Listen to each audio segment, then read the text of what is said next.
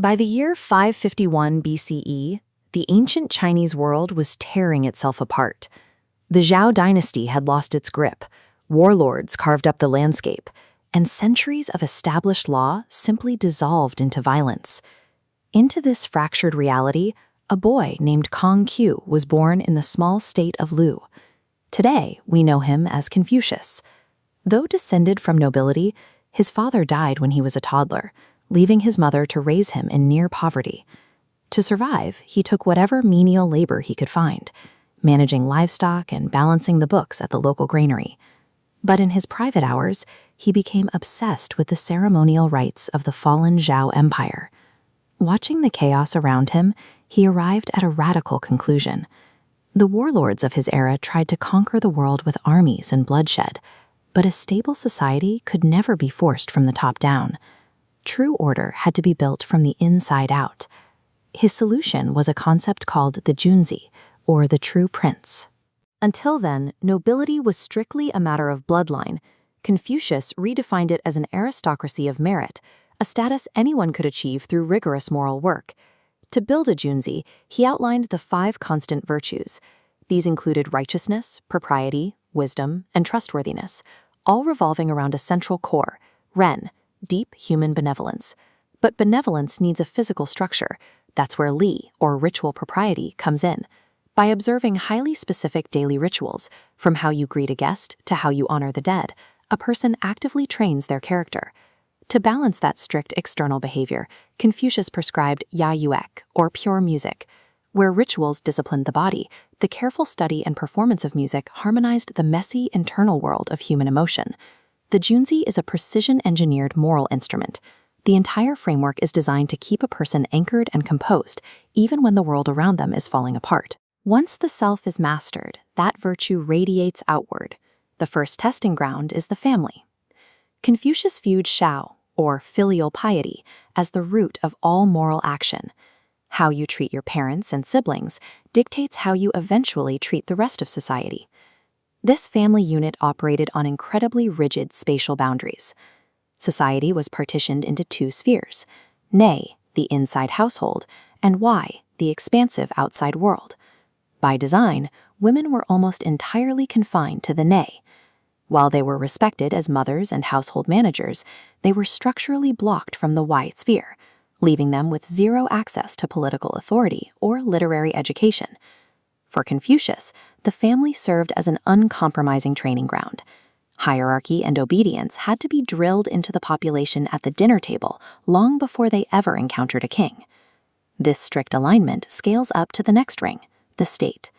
Confucius called this the rectification of names. The rule is simple. If you hold the title of a ruler, a father, or a minister, you must act with the exact virtue that title demands. In his ideal government, a leader rules purely through day, or moral force. Like the North Star, the ruler remains perfectly virtuous and completely stationary, while the rest of society naturally aligns itself around him. He actually got the chance to test this theory. In his early 50s, his reputation for ethical mastery secured him a rapid ascent through the government of Lu, eventually making him the acting chancellor. His policy priorities were remarkably straightforward: ensure the people have enough food, regulate the weapons of war, and above all, establish the public's absolute faith in their leadership. But the political elite of Lu had little interest in moral austerity. When a neighboring state sent a gift of female entertainers and horses to distract the leadership, the duke abandoned his duties. Disgusted by the corruption, Confucius resigned. His perfectly engineered ethical blueprint collided with reality, entirely dismantled by the messiness of human greed. For the next 14 years, Confucius traveled in exile. Accompanied by a small group of disciples, he wandered through a half-dozen rival states, desperately searching for a ruler willing to adopt his unyielding moral code. This journey pushed his internal peace to its absolute limit. In the state of Chen, his group ran completely out of food, facing actual starvation. In Quang, they were surrounded and trapped by a violent mob. In the state of Song, a jealous military official named Huan Tui even attempted to assassinate him, forcing the aging philosopher to flee in disguise. His breaking point was not physical danger. When his favorite, most promising disciple, Yan Hui, died prematurely, Confucius finally cracked, crying out that heaven has destroyed me. Even the ultimate Junzi could not force the violent outer ring of the state into alignment. He learned the hardest lesson of his own philosophy. Absolute virtue guarantees absolutely no earthly victory. An old man, he quietly returned to his home state of Lu to live out his final days as a teacher. When he died at age 72, he was convinced his life's work was a total political failure. He didn't know that his loyal students were busy compiling fragments of his conversations and teachings into a single text, the Analects. Those compiled memories would go on to form the backbone of a cultural revival, redefining governance, education, and social structure across East Asia for the next 2,000 years. Instead of relying on the temporary power of armies, his system survives on shu, empathy, and the quiet, relentless discipline of daily ethical practice.